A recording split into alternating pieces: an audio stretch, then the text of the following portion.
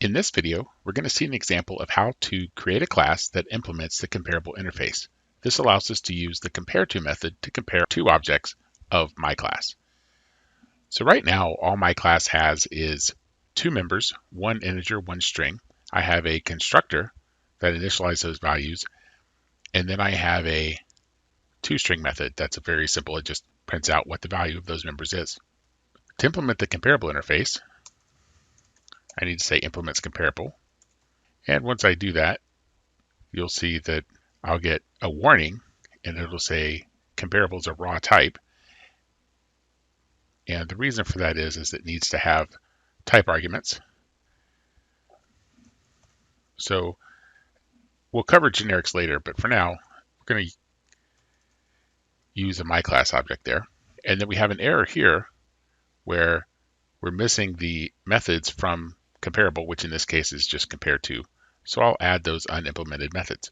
And you'll notice that the type here is myClass because the type here is my class. If I had left this out, this would have been an object, which isn't ideal because we don't want, because of polymorphism, allow any object to be passed. Here we only want to compare one myClass object to another myClass object. Now what we do in this method is up to us. So right now, if I left this as is, notice it returns 0. Well, there are some conventions when it comes to compareTo. And notice we have two objects here. We have this and we have O. So I'll put these in quotes so hopefully that makes sense. This is a reference to the object that we're calling the compareTo with, and O is a reference to the parameter. So when we say X compared to Y, this will refer to X, O will refer to Y. So the conventions here, in fact, let me even make this a little simpler.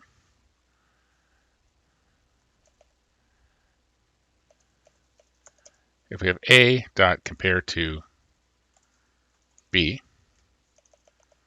return 0 if A equals B,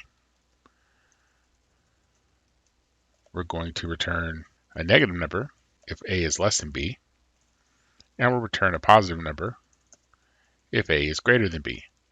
Now, what does A compared to B mean in the context of a myClass?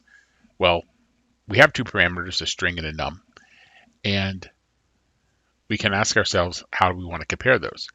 We could use the string, and again, the string has a compareTo method, so we could actually just return the compareTo of the two strings. However, it's a little difficult in this case because we don't have a getter for a string, but we could do that very easily if we wanted to.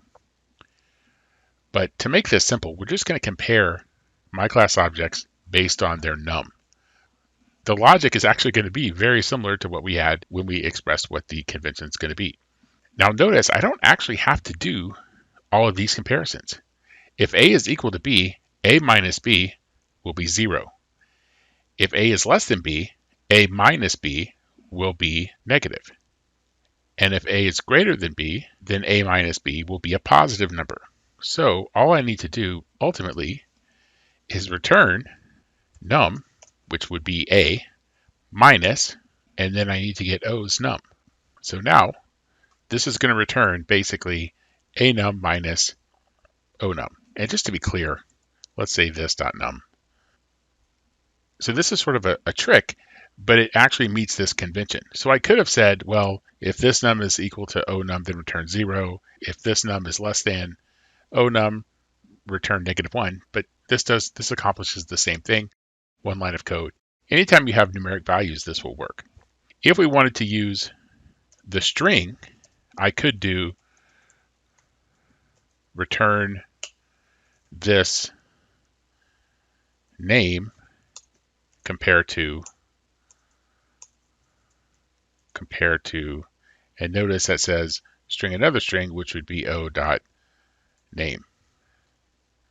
Let's actually leave it that way at first, and we'll go with that. But notice here, again, a shortcut, we're saying, hey, look, we want to compare them based on their names. Well, okay, I can compare strings using compareTo, so I say name compareTo the other name. Now keep in mind, this is the string compareTo method, notice, not the compareTo method I'm implementing here.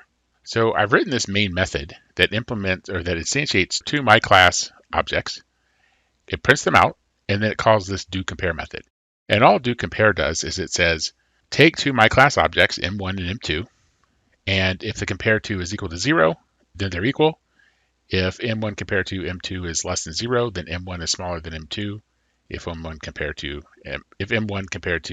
M2 is greater than 0, then M1 is bigger than M. So if we run this, you can see that they're equal when we call them with the same parameters. And then if they're different, here 2 hello is smaller than 1 world, because remember we left the string compare as our compareTo result. And then 1 world is bigger than 2 hello, because again, the string comparison is what we're doing. So let's switch these places. And now we're using the integer value, and we'll run that. And now you can see again, the same thing is equal to the same thing. We know that. Now, 2 hello is bigger than 1 hello, and 1 world is smaller than 2 hello, because now we're using the integer comparison.